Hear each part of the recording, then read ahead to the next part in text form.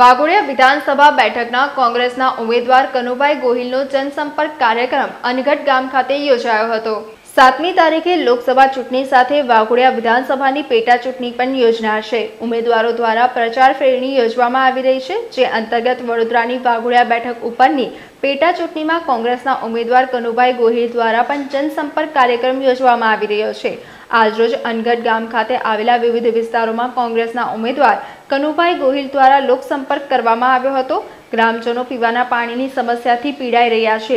2-3 kilometre ચાલી ગામની મહિલાઓ પીવાના પાણી ભરવા જતી હોય છે।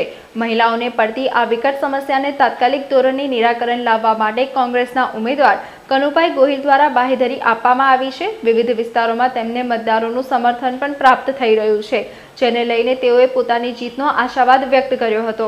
આજે બરોડા લોકસભા અને વિધાનસભાની ચૂંટણી શ્રી કનુભાઈ પૂજાભાઈ ગોહિલ ચામુંડાનગર અનગઢના પોતાના વતન છે અને આજ સુધી કોઈએ કોઈ માગણી નહીં કરી, કોઈ યાદ નહીં કરાયું।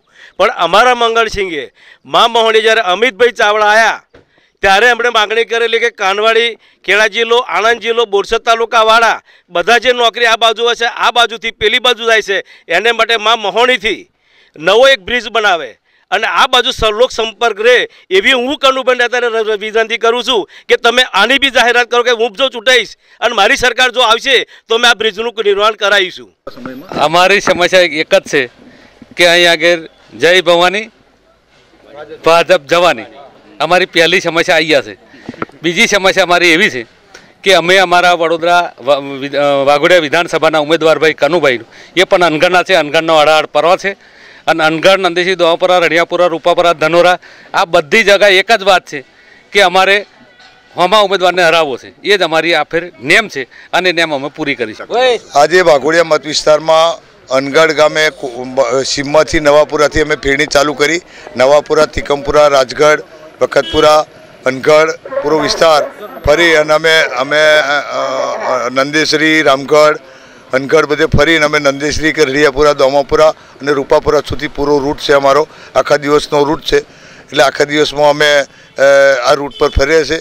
પૂરા ગામની અંદર પૂરા નાગરિકોનો અમને પૂરા અમારા ભાઈઓનો પૂરો અમને સહકાર મળ્યો છે અને લોકો ઉમળકાભેર અમારી સાથે રેલીમાં જોડાઈ રહ્યા છે, લોક સંપર્કમાં જોડાઈ રહ્યા છે।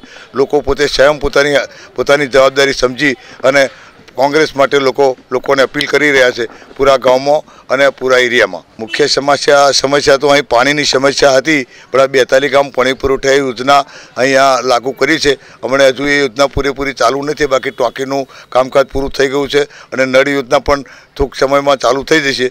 એટલે આ હેડપંપથી પાણી પીવાની જે સમસ્યા હતી એ આ હેડપંપ ઠેર બનાવી અને એ પાણીની તકલીફો પૂરી કરી છે। સમાચારોના સતત અપડેટ મેળવવા માટે લોકમત ન્યૂઝને યુટ્યુબ ઉપર સબસ્ક્રાઇબ કરો, બેલ આઇકોન દબાવો અને અમારી સાથે જોડાયેલ રહો ફેસબુક, ઇન્સ્ટાગ્રામ અને ટ્વિટર ઉપર।